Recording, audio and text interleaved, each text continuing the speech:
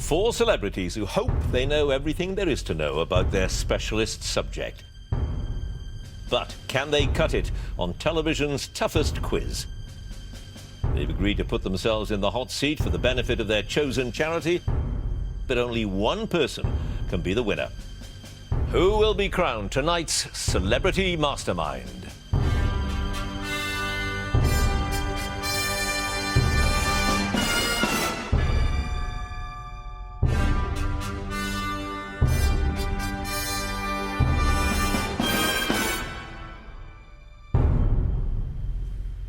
Our first celebrity in the spotlight tonight is the actor and comedian Adam Buxton. He's chosen David Bowie in the 70s as his specialist subject.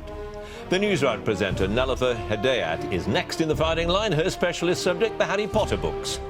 The actor Neil Pearson has chosen the English language expatriate press of Paris 1922 to 1939. And the CBBC presenter Chris Johnson, his subject, the films of Monty Python.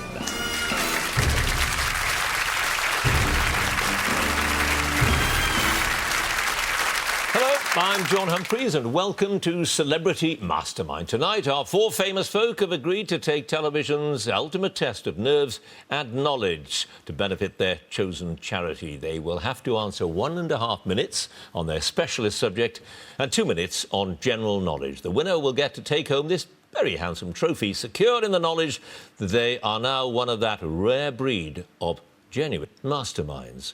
So let's put them out of their misery. And our next contender, please.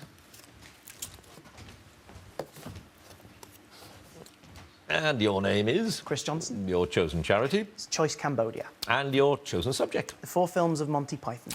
The Monty Python films in 90 seconds. Which member of the Monty Python team directed Life of Brian, as well as playing Brian's mother, who tells his followers that he's not the Messiah, he's a very naughty boy? Terry Jones. Yes, and in Now for Something Completely Different, what titles competed for over an obstacle course that involves walking along a straight line and slamming a car door to wake a neighbour? It's won by Gervais Brookhamster. Upper Class Twit of the Year. Yes, of course. Who describes having his arms cut off as but a scratch and just a flesh wound? The Black Knight. Yes. What is the last piece of food Mr. Creosote consumes before exploding in the meaning of life? A wafer thin mint. Yes. What does the pet shop keeper offer as a replacement for the dead parrot, although he has to admit that he's not really able to talk? Oh. Pass. What is the nationality of the foreign national who tries to buy cigarettes and matches using an alleged English phrase book, but instead informs the tobacconist that his hovercraft is full of eels? Hungarian. Yes, in the Zulu War sketch In the Meaning of Life, the doctor eventually makes an educated guess. The particular animal has bitten off Perkins' leg in the middle of the night. What animal? A tiger. Yes. What sacrifice do the knights who say "Neh" tell Arthur that he must appease them with so he may be allowed to pass through the wood alive? A shrubbery. Yes. What 3-word phrase does Brian write on a wall to demonstrate to the people's front of Judea how much he hates the Romans? Oh, Romanus Edus.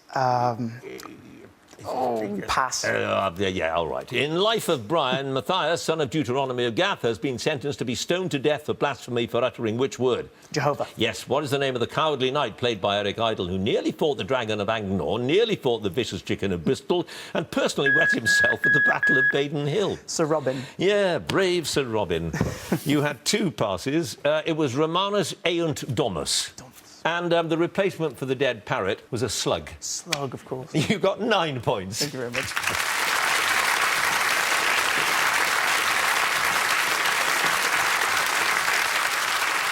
Well, very nearly a full house there. Let's have a look at all the scores. In 4th place with 9 points, Chris Johnson. Joint 1st place, they all got 10 points. Adam Buxton, Nellifer Hedayat and Neil Pearson. And it is the general knowledge round now, and if there's a tie at the end of it, then the number of passes is taken into account, and the person with the fewer passes is the winner. So let us get on with it and ask Chris to join us again, please. And you work with, if that's the right expression, I'm sure it is, you work with Hacker and Dodge. I do indeed. And they're dogs, right? Oh, yes, absolutely. Hacker especially is a bit of a nuisance. Has a tendency to follow me most places. Oh, hello, everyone. You all right, Hacker? You planning on behaving tonight, at least? Yeah. Thanks for the free ticket, Chris. It's all right, mate. No worries. I can't help you. I've never seen the Python films. I've already done that round. All right. I was asleep. I was going to cough the answers like that bloke did on Millionaire. likes to say... You never sort of feel you'd like to just shut him in his kennel and throw away the key? That's a bit harsh, John, isn't it? They have some bones and biscuits to go and chew, Hacks. I'll have a meat paste sandwich if you've got one going. It was more of a hint to go away. All right, I'll keep quiet now. Carry on. Good luck. He's no Okey-doke. chance, has he? Right, you've got 9 points. 2 minutes on general knowledge now. Here we go.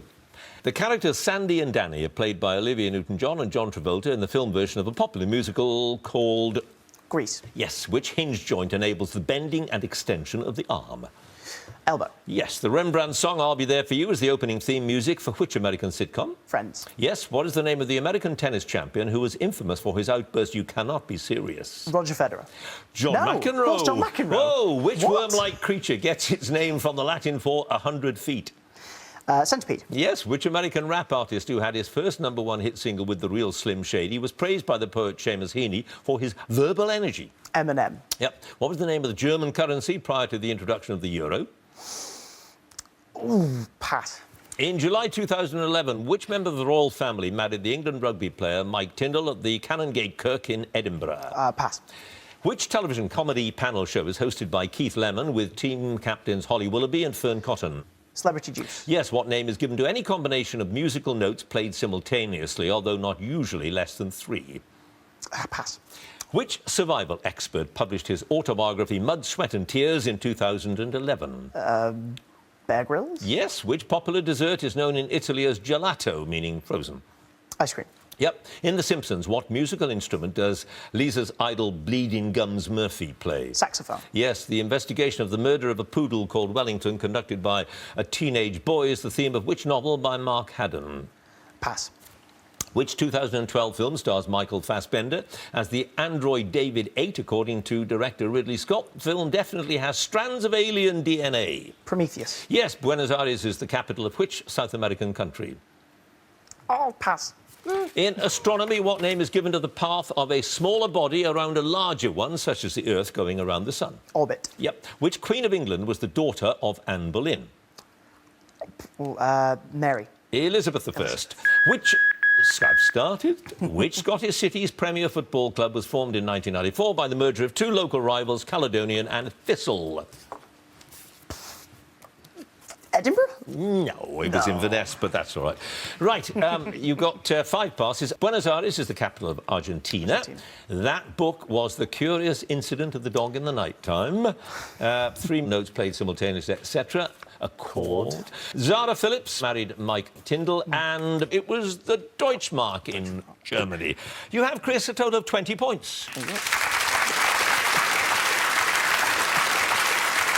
Well, what a good contest. Let's have a look at the scores. In joint 3rd place, 20 points apiece, Nulliver Hedayat and Chris Johnson. In 2nd place, 24 points. He held on to the lead for quite a while, Adam Buxton. But in 1st place with 26 points, Neil Pearson.